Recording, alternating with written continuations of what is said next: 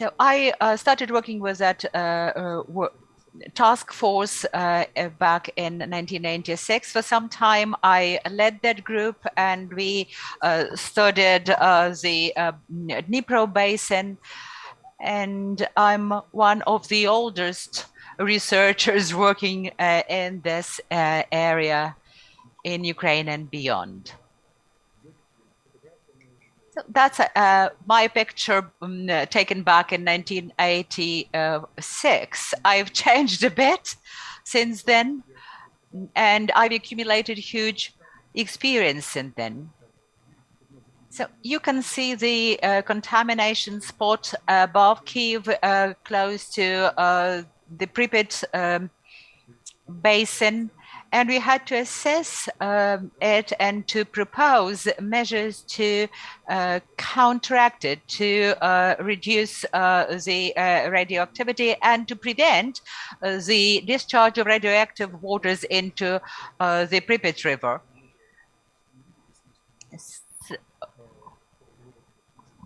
We prevented unnecessary measures that would have led to the loss of human lives, of human health, and funding. And this activity was carried out in the country called USSR, about which some people might not even know. But at that time, there were people who were actively engaged in this work. And we could tell you about the level of the Dnipro water contamination at that time. Of course, what we did leaned on the international research. And the first contacts took place in 1989 with Europeans and with the US experts, and they started to come to the Soviet Union to form the program, the so-called safety of the civil nuclear reactors program. That was a joint program of USA and Soviet researchers. And in 1991, the European Commission contributed a lot. There was the so-called CHRNBL program project GCP 123 and ECP 15, 8 projects all in all. And at the very beginning of the 90s, when the Iron Curtain fell down, there was lots of interest to joint research. And there was a lot of funding for this research. In 1996, at the 10th anniversary of Chernobyl, one of the managers of the project told me, dear radio ecologists, I've got a very important message to you. Chernobyl paradise is over for you, which means that 10 years after the disaster, the European Commission stopped allocating a lot of money for the research and practical measures. And there was an impression that the major results have been obtained, the major findings have been recorded and documented, and the body of knowledge was enough to move ahead with practical work. And the situation in Chernobyl itself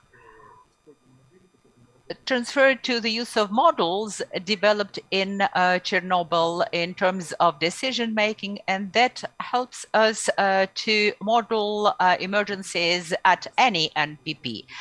And in 2011, the Fukushima disaster or accident happened, and the special research center was established. They were looking for experts, and they contacted me.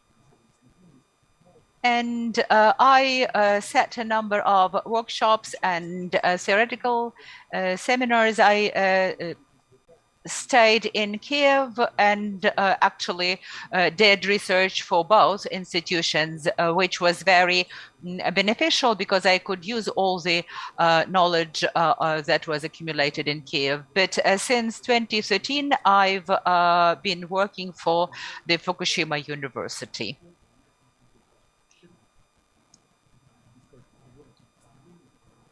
We'll tell you more about the understanding, at least my understanding, of what Chernobyl science is about at the international level and at the national level. It's at the international level, the academic research, and in the West, it's the research concentrated in universities. It's search for new knowledge about environmental radioactivity. New knowledge about how the nuclear fuels that got into environment started degrading and what happens and what are the impacts for the environment. For example, strontium that sediments in the environment, and nobody knew the dynamics. That was totally new knowledge. And whether it is new or not is determined whether there are publications in international research research journals. And you will know that within the first 10 years of 6 or 7 years, there were many more publications in such journals than afterwards. So that's the first layer. The second layer would be applied science. That's an important task of managing the heavy radioactive contaminated territories, developing technologies for that. In Chernobyl zone, there was no such testing. And there's specific testing of the environmental remediation technologies. It's radio engineering and looking into how certain technology allows to handle large massives of radioactive waste. And as I said before, the knowledge is now part of practice, and it is now translated into certain models and scenarios for testing new approaches, and the new understanding of radiological safety for developed countries is that they, at the national level, will be developing the systems for decision-making support. And these models are being tested, including in the Chernobyl exclusion zone. And finally, it is very important for radioecologists that Chernobyl zone is a site for international students in the field of radioecology. There are currently 2 such sites, Chernobyl and Fukushima. That's what concerns international level. As far as the national level is concerned, there is consensus about the following. The massive interest of researchers to Chernobyl data is diminishing.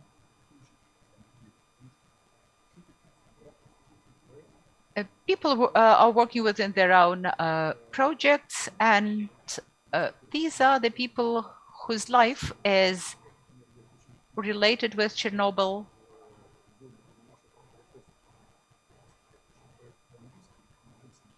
And there's a UK project with Jensen. It started in '93 and it is going on yet. And there are no totally newcomers to this field of knowledge. And there's one branch of science that Denis highlighted, the zone over the 35 years has turned into the reserve where wildlife is developing and continuing, and a lot of research opportunities exist there. And just some people say that the zone is of such a value that the entire world is dreaming of coming there and doing research. I wouldn't agree with this opinion. Now, speaking about the national level, one understands that there are national tasks and objectives that are consonant with international ones, but might be specific, country-specific as well. And that's about focusing the radionuclide dispersion inside the zone and from the zone in risk scenarios. And you will know that there are new facilities that should be studied for new knowledge. And we should also trace how those developments can affect local and regional environment and ecology, including surface waters, groundwaters, etc. And when we speak about the exclusion zone, it is very important to know how to manage this zone, and the management should preclude the leakage of radioactive materials, particularly during wildfires, forest fires, high floods, etc., because that will impact the population immensely, bringing about local concentrations of radionuclides in the air as well. And this source is not very permanent. It can change over time when wildfires occur. Then high floods can lead to emergencies as well through, for example, the breakdown of the dam. And we know that there is a dam on the left bank of the Pripyat, which is also of special interest. So when it comes to the confinement, then its impact on environment should also be studied. And last but not least, there's this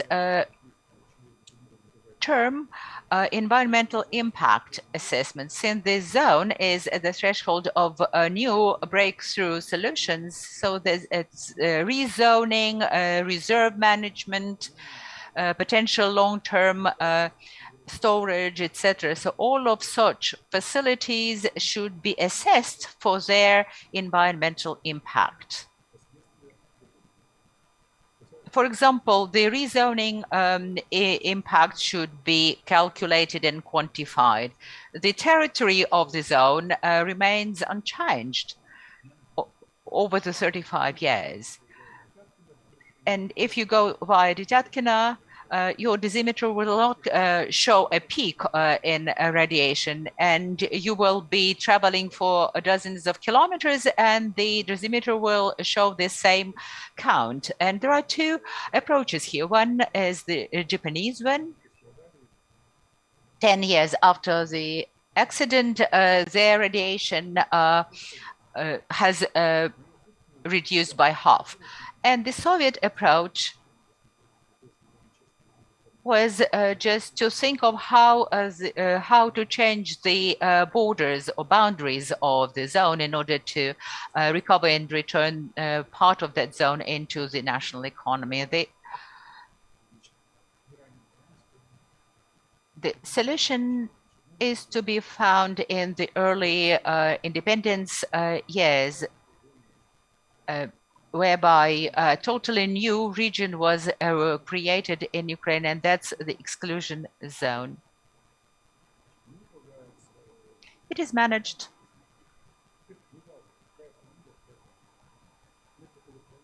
by the responsible team, and no matter what the name of the team is.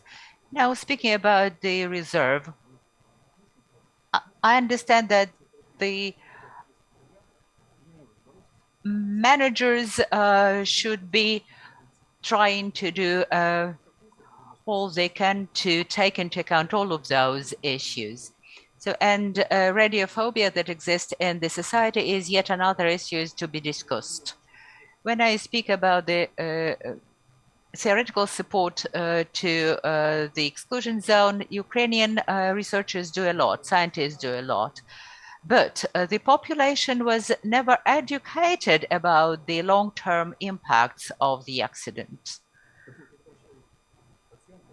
So this last point, assessment of the consequences, gave rise to the new joint Ukrainian-Japanese project of technical assistance to developing countries. And this program does not cover Belarus, will you know?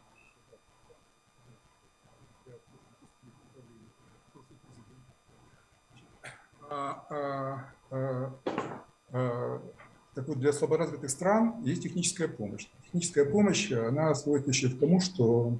There are technical assistance projects for developing countries, and it is this TREPS program that provides multifaceted assistance to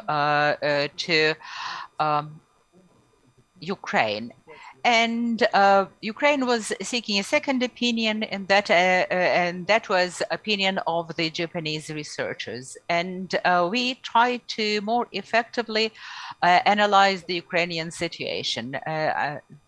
This is how we started this cooperation project. How much time have I got? Лена, вы меня слышите? Алло. Так, ми вас чуємо зараз. Ви мене слышите, да? Yes, we can hear you now. How much time have I got?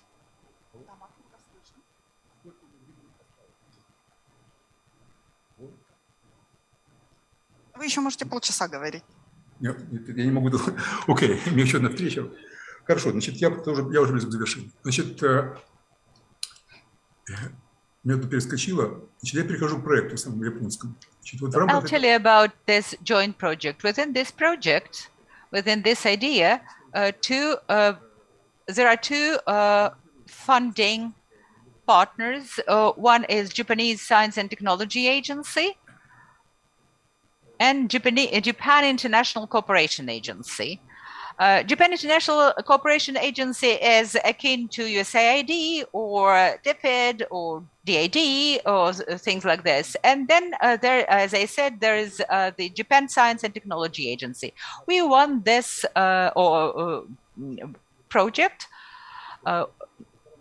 with $5 million budget, and 1.5 million was spent to ensure technical assistance to Ukraine. And we cooperated here very closely with the Tsukuba University. So here are all the two Japanese participants of the project. So now our institute,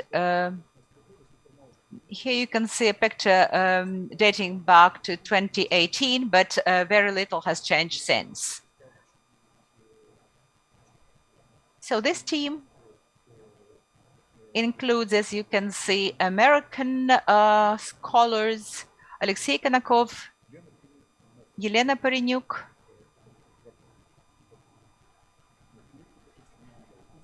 our director, Professor Namba, Japanese experts, a very diverse multidisciplinary team, I would say. Ukrainian participants of this project are as follows. A State Agency of Ukraine for managing the exclusion zone, which is the main beneficiary. It's also the reserve and the Academy of Sciences. And now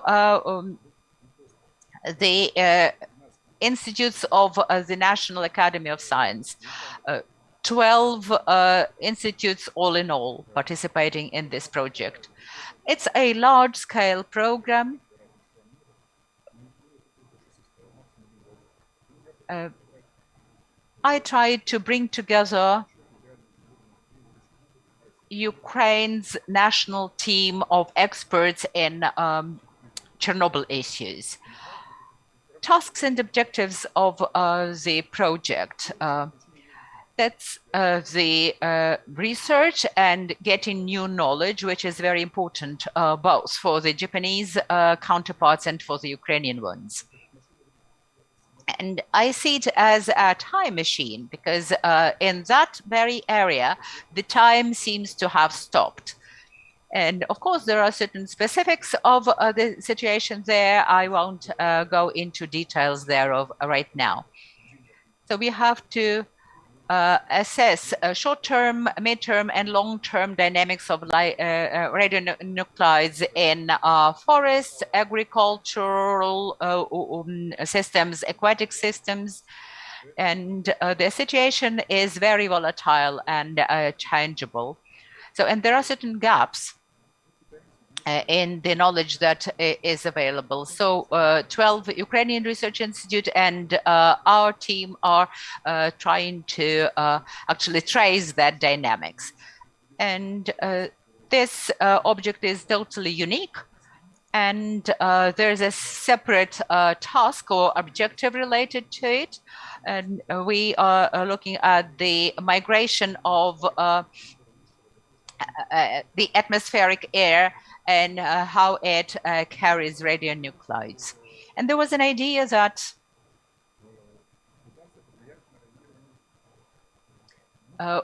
we can affect the rezoning. And we understand that by the end of the project, we won't be able to achieve this task because there's a lot of discussion about it.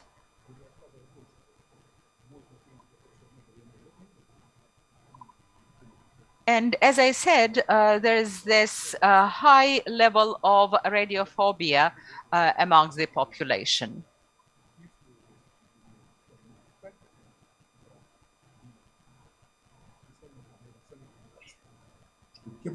And there's very little research on the mortality level as a result of the impact. So, and the situation is like this. After the accident, the cancerogenesis in the south is twice as high as in the entire of Europe.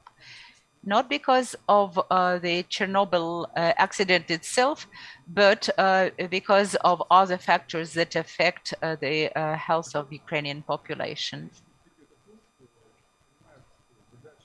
Now, understanding that the task of the rezoning is to help Ukrainian researchers to rezone, to do the rezoning inside the zone. Пан Сергей сказал насчет того, что нужно более детально рассмотреть, как выделить счетчик. We mentioned that we had to divide this inside the technical area, technical zone, and the zone that should be there. And so we have 18 months of the project, and we improve the ways of projecting for the national regulator. This is the plane, the equator. There are many, we are passing, there are many international publications, and the project has been prolonged because of the pandemic. It is to expire in March 2022. So from the side of Japanese science, and we will have this desire to continue with this cooperation, and we'll have active cooperation with expert society to discuss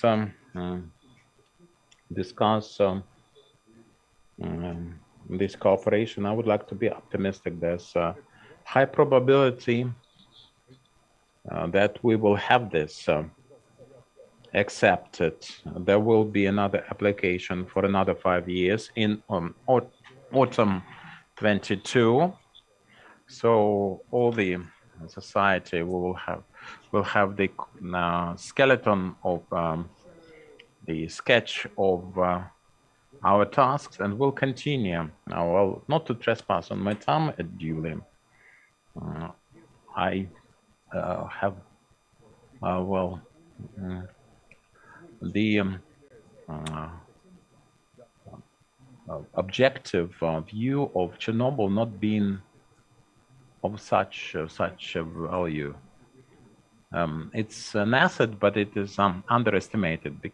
Japan is the principal beneficiary, and we will, of course, need this cooperation for other prospective areas out of the list that I was demonstrating for the interest of the international side, what should be done. This last point, and the international group for training of students, creating this training center, and we can cooperate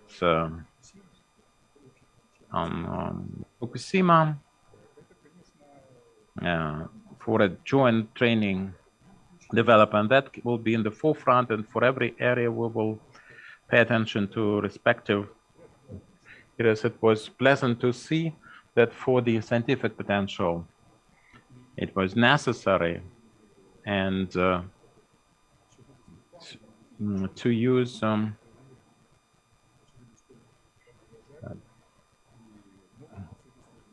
for the new experts or specialists, and this is to be continued, and we will see it for a long time.